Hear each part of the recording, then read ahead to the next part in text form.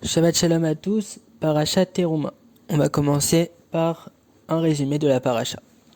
Donc dans cette paracha, il est demandé au béni Israël de faire don de 15 matériaux: or, argent, cuivre, laine, teinte de bleu, de pourpre et de rouge, lin, poil de chef, peau d'animaux, bois, huile d'olive, épices et gemmes. Desquels, donc Dieu va dire à Moshe, ils me feront un sanctuaire et je résiderai parmi eux.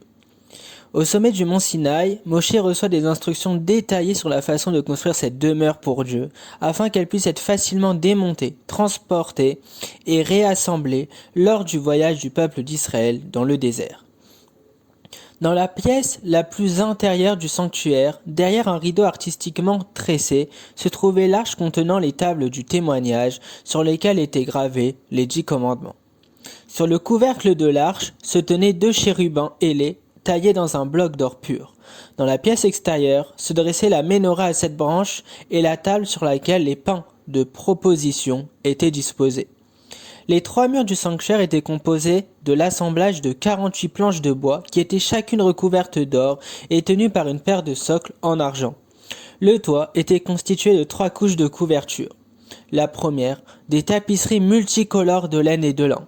La deuxième, une couverture de poils de chèvre. La troisième, une couverture en peau de bélier et de tarage. Face à l'entrée du sanctuaire, une teinture brodée était tenue par 5 poteaux. Entourant le sanctuaire et l'autel, recouvert de plaques de cuivre, il y avait une clôture de teinture de lin soutenue par 60 poteaux en bois, comportant des crochets et des ornements en argent et renforcés par des pieux de cuivre. Nous allons essayer maintenant d'approfondir un sujet.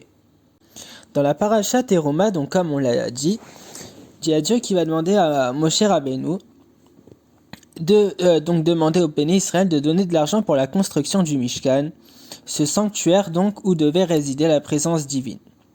Le Baal HaTurim explique que Dieu précise à Moshe qu'il devait s'adresser au béni Israël en utilisant un langage attendrissant pour les convaincre. En effet, puisqu'ils devaient faire un don, il était nécessaire de les persuader de se séparer de leur argent. La question qu'on se pose est simple. Comment est-ce possible que les béné Israël puissent être réticents de donner un petit peu d'argent pour la construction du Mishkan? Le contexte est simple, on parle de la génération du désert, donc qui a vu les Égyptiens être punis par les 10 plaies, qui est sorti d'Égypte, qui a traversé la mer Rouge, qui a reçu la Torah.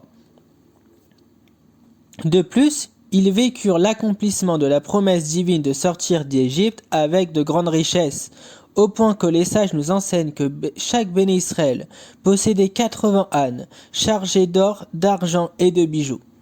Donc, ils n'avaient pas non plus de soucis d'argent.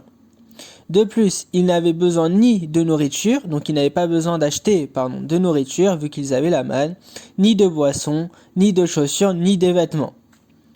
Ils n'avaient pas besoin de frais d'électricité pour se chauffer en hiver, ni pour se refroidir en été. Donc, quelle était donc l'épreuve de donner un peu d'argent qu'ils avaient en plus reçu de Dieu par les Égyptiens pour construire le sanctuaire?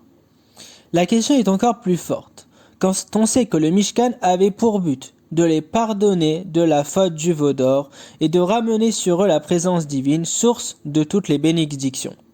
Ainsi, donner pour la construction du Mishkan relève de leur propre intérêt. Rabbeinu, le Rav Gershon Liebman, apprend de cet épisode à quel point la Torah saisit la psychologie la plus profonde de l'homme. Aucun niveau spirituel, aussi grand soit-il, ne peut être acquis facilement. Il est nécessaire de faire de nombreux efforts, de sacrifier de sa personne, et cela même si c'est pour son propre bien. En effet, la nature et notre dépendance au monde matériel empêchent et freinent au maximum notre évolution spirituelle. Pour y arriver, il faut donc se montrer attendrissant, parler gentiment, étudier du moussard, et peut-être espérer alors en récolter les fruits. Chacun d'entre nous doit donc s'efforcer de rejeter toutes les embûches nous empêchant de progresser dans la Avodat Hashem. La recherche des honneurs, les mauvaises midotes, les plaisirs superflus, et nous aurons ainsi le mérite de nous rapprocher encore plus d'Akadash Baruch Hu. Shabbat shalom à tous et plein de bonnes choses.